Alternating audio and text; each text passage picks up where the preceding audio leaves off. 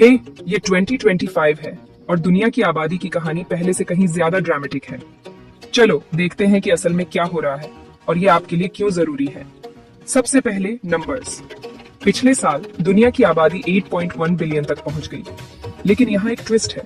इतिहास में पहली बार 5 साल से कम उम्र के बच्चों से ज्यादा 65 साल से ज्यादा उम्र के लोग हैं। इसका मतलब है कि हमारी दुनिया तेजी से बूढ़ी हो रही है और ये सिर्फ एक मजेदार बात नहीं है।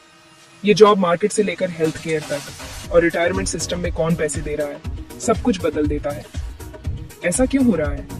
वेल, जैसे जैसे देश अमीर और ज्यादा पढ़े लिखे होते जा रहे हैं, खासकर महिलाएं, परिवार कम बच्चे पैदा करना पसंद कर रहे हैं। चीन और ज्यादातर एडवांस्ड इकोनॉमीज जैसी जगहों पर आबादी को स्थिर रखने के लिए जरूरी लेवल से फर्टिलिटी रेट अब कम है। इससे वर्कफोर्स कम हो रही है, ज्यादा रिटायर लोग हो रहे हैं और डिपेंडेंसी रेशियो बढ़ रहा है, जो कम वर्कर ज्यादा नॉन वर्कर को सपोर्ट कर रहे हैं के लिए एक फैंसी टर्म है। लेकिन हर जगह ऐसा नहीं है। अफ्रीका की आबादी अभी भी तेजी से बढ़ रही है। 2050 तक दुनिया की 1/4 से ज्यादा आबादी वही रहेगी। सोचो, इसका फ्यूचर ग्लोबल वर्कफोर्स के लिए और इनोवेशन, कल्चर और इकोनॉमिक्स के लिए क्या मतलब है।